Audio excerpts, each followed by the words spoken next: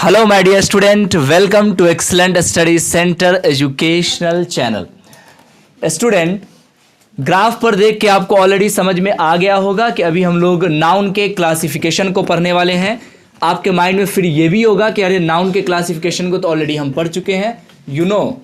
Of course आप पढ़ चुके हैं, बट अब यहाँ पे हम मॉडर्न क्लासिफिकेशन को पढ़ने वाले हैं। कुछ इंग्लिश ग्रामर के विद्वानों ने इसे अलग प्रकार से क्लासिफाइड किया है, उन्हीं सारे चीज़ों को लेके और भी आसान कर दिया है ताकि आपको पढ़ने में और भी ज़्यादा सुविधा मालूम हो, यानी कि और भी ज़्यादा आसान लगे।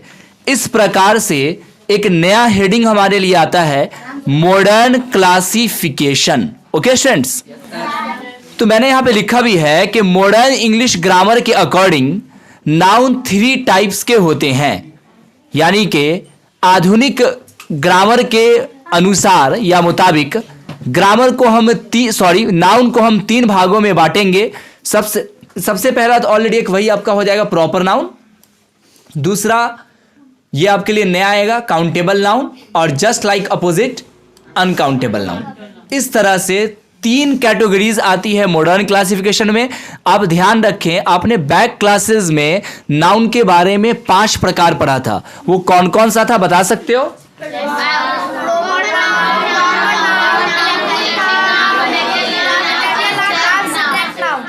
Very good. तो ये 5 प्रकार आपके पास थे। सबसे पहला प्रॉपर नाउन, उसके बाद कॉमन नाउन, फिर कलेक्टिव नाउन, मटेरियल नाउन। इतने लोग बोल रहे हैं कि पता नहीं फिर वीडियो देखने वालों को समझ में भी आया है ना है।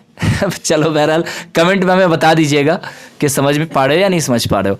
तो देखो बेटा, अब हम एक एक करके इसको डिफाइन करने का प्रयास करते हैं। तो सबसे पहले काउंटेबल नाउन की अगर बात की जाए तो इसे देखो एक शब्दों में अगर हम डिफाइन करने का अगर कोशिश करें तो काउंटेड नाउन, यानी वे सारे नाउन जिसे हम काउंट कर सकते हो उसे हम काउंटेबल नाउन कहेंगे। देखो नाम से ही क्लियर है, काउंटेबल, काउंट का मतलब गिनना और एबल का मतलब योग्य यानी उस लायक, तो बन गया काउंटेबल। तो यानी ऐसा नाउन जिसे हम काउंट कर सकते हैं उसे काउंटेबल नाउन कहेंगे।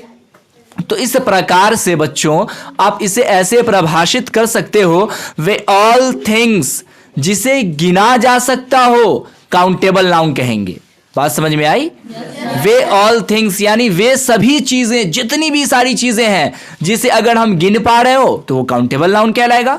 इसी को आप इंग्लिश में कुछ ऐसे कह सकते हो, the noun which can be counted is called the countable noun. समझ गए? अब सोचो जरा कि वो सारे कौन कौन से चीजें हैं जिसे हम काउंट कर सकते हैं।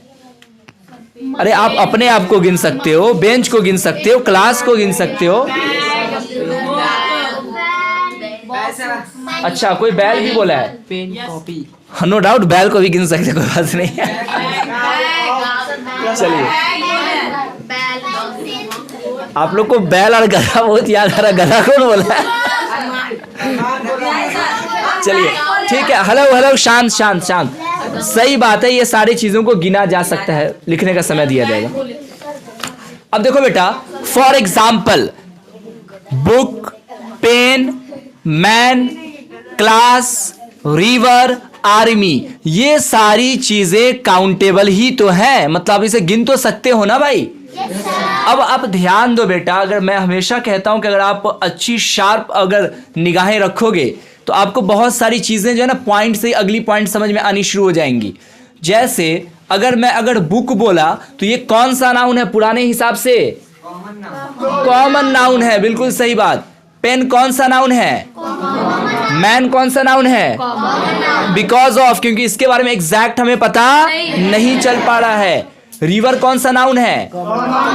अरे मटेरियल नहीं होगा क्या? मटेरियल नहीं होगा? मटेरियल होगा ना? अरे लिक्विड फॉर्म की चीजें हैं। कमाल करते हैं आप। आर्मी, आर्मी भी कॉमन होगा।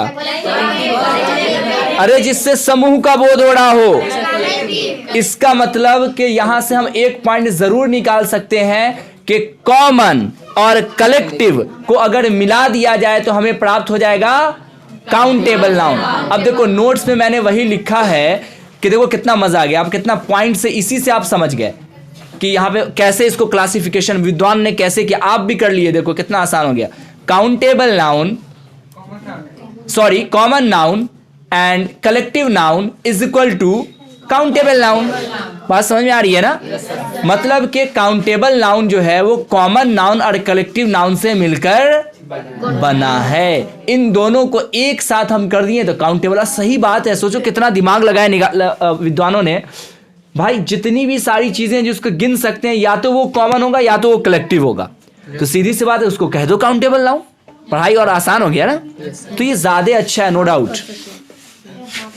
अब देखो इसमें कुछ और भी पॉइंट्स आता है। काउंटेबल नाउन के पहले जो है ना ए और एन का प्रयोग होता है। बात समझ में आ रही है? इसका प्लूरल फॉर्म भी होता है। जैसे यहां देखो, आप ए बॉय भी लिखेंगे तभी भी ये काउंटेबल होगा, अगर आप बॉयज लिखेंगे फिर भी काउंटेबल होगा। उसी तरह से आप एन एंट लिखेंगे तो फिर भी ये आपको काउंटेबल होगा, अगर आप एंट्स बोलेंगे फिर भी ये काउंटेबल होगा।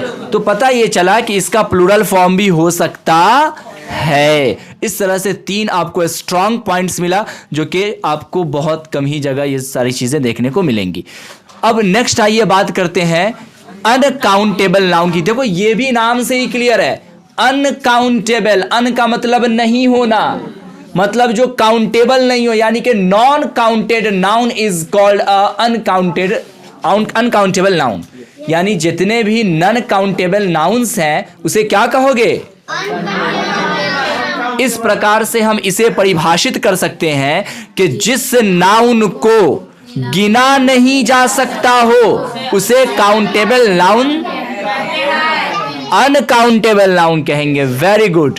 इसे हम कुछ ऐसे इंग्लिश में भी लिख सकते हैं, the noun which can not. अब देखो कैन नॉट का मॉडर्न फॉर्म कांट है ना, तो कांट में यहाँ पे डबल एंड दिला गया, ये गलत है, लिखने वाले ने थोड़ा सा मिस्टेक किया है यहाँ पर। तो the noun which can not या can't be counted is called the countable noun, यानी अनकाउंटेबल नाउन, यानी ऐसा नाउन जो काउंटेड नहीं हो, है ना। कैन नॉट यानी जो काउंट नहीं किया जा सके। समझ गए? चलो नेक्स्ट। अब देखो भाई, अगर इसको आप गौर करोगे तो इसमें आपको कौन कौन सी ऐसी चीजें नजर आ रही हैं जो कि अनकाउंटेड हैं? पानी, बिल्कुल सही बात है, ऐसा ही मैंने लिखा भी है।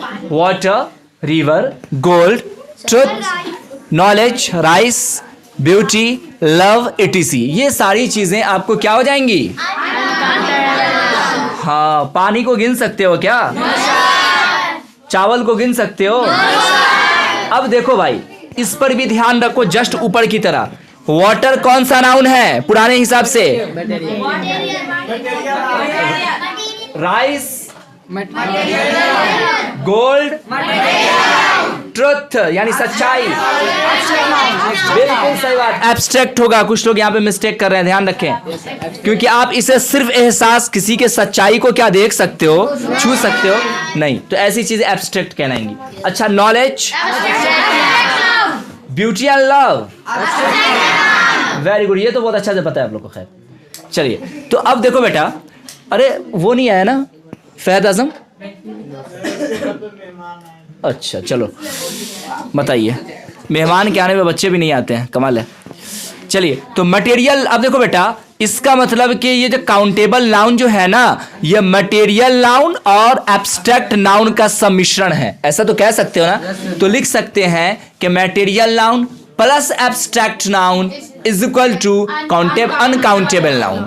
कितना आसान हो गया ना। ये आपको अगर याद रहेगा तो आसानी से आप बिल्कुल कभी नहीं गड़बड़ कर सकते।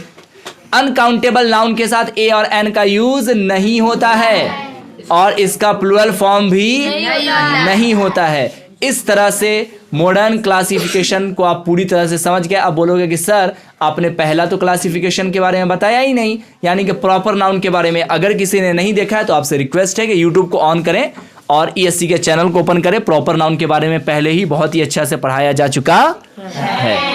ओके स्टूडेंट्स, वीडियोस अगर पसंद आ रहा हो तो प्लीज़ लाइक एंड शेयर करें और आप अपने फ्रेंड सर्कल में भी इसे शेयर करने का कोशिश करें ताकि उन्हें भी इस चीज़ का बेनिफिट मिल सके। और नेक्स्ट आप क्या चाह रहे हो ये हमें अगर कमेंट में बताओगे तो इंशाल्लाह उसके बारे में भी आपको फिर आगे चीज़ें दी जाएंगी। Okay, thanks for this video.